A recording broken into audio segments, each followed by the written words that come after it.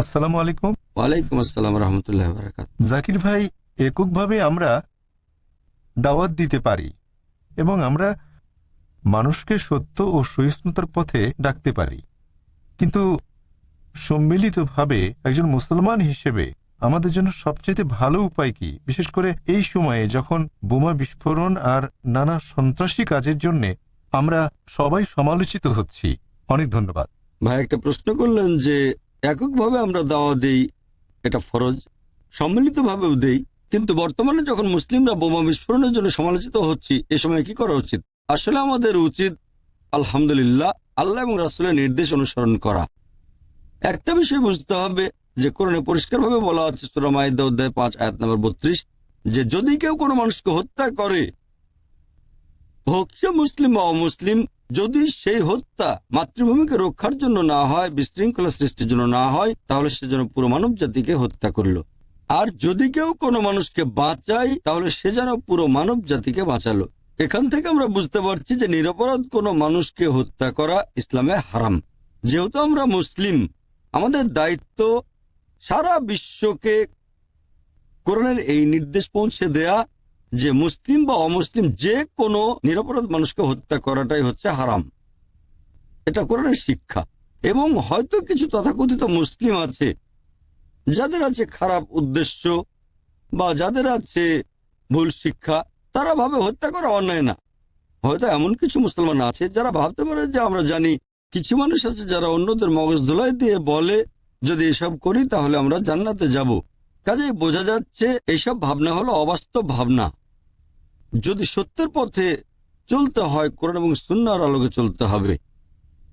নিরাপরাধ কোনো মানুষকে হত্যা করব না। কাজে 11 সেপ্টেম্বর আমেরিকার নিউ ইয়র্কে যে ঘটনাটা ঘটেছিল, বোমা বিস্ফোরণ হোক লন্ডনে বা ইন্ডিয়াতে, এই সব ঘটনা কোনো মুসলিম বিশেষজ্ঞ যার ইসলামের জ্ঞান আছে সে কখনোই বলবে না নিরাপরাধ মানুষকে হত্যা করা ঠিক। কিছু মানুষ আছে যারা নিজেদের পরিচয় দেয় মুসলিম, তারা ভাবতে পারে এসব ভালো, আর তারা এরকম বলে যে বেশ, আমরা হত্যা করলে জিহাদ করলাম এবং জান্নাতে যাব।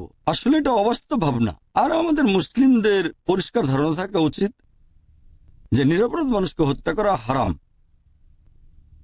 সে যাই হোক, মুসলিম বা অমুসলিম। এটা আমাদের দুর্ভাগ্য যে আমরা মুসলিমরা সমালোচিত হচ্ছি। এই সময়ে আমাদের কোরআন এবং সুন্নাহর শিক্ষা ছড়িয়ে দিতে হবে যে নিরপরাধ মানুষকে হত্যা করা হারাম। যদিও প্যালেস্টাইনে একটা যুদ্ধ চলছে যেখানে মানুষ হত্যা করা হচ্ছে, তারা যদি সেখানকার আর্মির বিরুদ্ধে জিহাদ ঘোষণা করে তাহলে সেটা অন্য ব্যাপার। মুসলিম হিসেবে আমরা সেটার পক্ষে।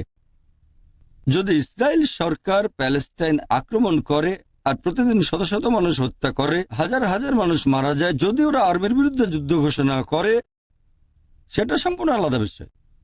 কিন্তু প্যালেস্টাইনে যা ঘটছে তার জন্য এখানে নিরপরাধ মানুষ হত্যা করলে সেটা ইসলামে হারাম। কাজে যারা কোনো পরিবারে আক্রমণ করার জন্য দায়ী, যেমন করছে ইসরায়েলে, মানুষ হত্যা নির্দেশ দিচ্ছে, তাদের উপর প্রতিশোধ নেবার বিষয়ে যে কারো যে কোনো সিদ্ধান্ত বা আমরা যুদ্ধ করতে চাইলে সেটা সমর্থন করে ইসলাম। কিন্তু নিরপরাধ কোনো মানুষকে হত্যা করা, যেমনটা নিউ ইয়র্কে ঘটেছিল 11 সেপ্টেম্বর, অথবা বোমা বিস্ফোরণের ঘটনা লন্ডন বা বোম্বেতে, সেটা হারাম। কিন্তু একই সাথে আফগানিস্তানে যা ঘটছে আমরা তার জন্য দুঃখ প্রকাশ করি। আফগানিস্তানে হাজার হাজার মানুষকে মারছে আমেরিকানরা, সেটাও হারাম। ইরাকে যা ঘটছে, হাজার হাজার মানুষ মেরে ফেলছে, সেটা অন্যায়, আমরা তার নিন্দা করি। আমরা এইসব বিষয়ে সমর্থন দেই না। যা অন্যায় সেটা অন্যায়, সেটা মুসলিম করুক বা অমুসলিম যে করুক। জানি না বোম্বে বোমা বিস্ফোরণের জন্য কারা দায়ী, হতে পারে মুসলমানরা, আমি জানি না। কিন্তু যেই করুক না কেন, মুসলিম বা অমুসলিম, সেটা কোরআনের বিরুদ্ধে। নিরপরাধ মানুষ প্রায় 200-র বেশি মানুষ মারা গেছে, 600-র বেশি মানুষ আহত হয়েছে। মুসলিম করুক বা অমুসলিম করুক, মুসলিম মারা যাক বা অমুসলিম মারা যাক, এটা হারাম। এই বোমা বিস্ফোরণে অনেক মুসলিম মারা গেছে। যদি কোনো মুসলিম মারা নাও যেত তাও সেটা হারাম, কারণ তখন যারা ট্রেনে ছিল তারা সব নিরপরাধ মানুষ ছিল। নিরপরাধ মানুষ হত্যা করা কোরআন এবং হাদিসের আলোকে হারাম। কেউ যদি কোনো অন্যায় করে তার বিচার আমরা করতে পারি না। ধরেন জর্জ বুশ আফগানিস্তানে হত্যাযজ্ঞ চালিয়েছে, 5,000 মানুষ বা 10,000, সংখ্যা যাই হোক না কেন, আমরা বোমা বিস্ফোরণে সমর্থন করি না। ইসলাম সেটা করে না। তাই ইসলামের আলোকে বর্তমান সময় আর অবস্থার পরিপ্রেক্ষিতে আমরা মুসলিমরা কোরআনের সঠিক শিক্ষা ছড়িয়ে দেব। আর কিছুদিনের মধ্যে আমি লন্ডন যাচ্ছি বক্তব্য রাখার জন্য। পরের সপ্তাহে আরেকটা অনুষ্ঠান ইনশাল্লাহ, তারপর বুধবারেও এই বিষয়ের উপর আমি ধারাবাহিকভাবে কয়েকটা বক্তব্য রাখবো ইনশাল্লাহ। বার্মিংহামে, লন্ডনে, ম্যানচেস্টারে, আর গ্লাসগো, কার্ডিফ। এর শিরোনাম শিক্ষাবিদদের শিক্ষা। এই সফরের নাম শিক্ষাবিদদের শিক্ষা। কিভাবে তাদের শেখাতে হবে। আমাদের দুর্ভাগ্য, মুসলিমরা এখন উপলব্ধি করছি যে ভুল বিষয় এড়িয়ে চলতে হবে। যাই ঘটুক, ভুল সে ভুলই। টার্গেট করা হয়েছে মুসলিমদের, তাই বলে আমরা নিজের হাতে আইন তুলে নিতে পারি না। কোরআন সুন্নাহর শিক্ষার বাইরে যাব না, সেটাই গুরুত্বপূর্ণ। দুর্ভাগ্যজনকভাবে বর্তমানে যেটা ঘটছে, নিরপরাধ মুসলিমদের তুলে নিয়ে যাচ্ছে, বের হলে সহজে তাদের টার্গেট করা হচ্ছে। আমাদের মনে রাখতে হবে, যদি কোনো নিরপরাধ মুসলিমকে ধরে নিয়ে যায়, তখন আমাদের মনে রাখতে হবে যে আমরা কোরআন এবং সুন্নাহর শিক্ষাই মেনে চলব। কোরআন এবং হাদিসের যে পথ নির্দেশনা দেওয়া আছে, কিভাবে আমরা জীবনযাপন করব, যেভাবে রাসূল চলেছেন, যেভাবে আল্লাহ এবং রাসূল চলতে বলেছেন, সেটা আমাদের মানতে হবে। কাজে বুঝতে হবে যে এই সংকটের সময়ে যা ঘটছে, কিছু ঠিক ঘটছে, কিছু ভুল ঘটছে, কিন্তু আমরা এমন কোনো মুসলিমকেও সমর্থন দেব না যে ইসলামের বিরুদ্ধে কাজ করে যাচ্ছে, কোরআন এবং সুন্নাহর বিরুদ্ধে।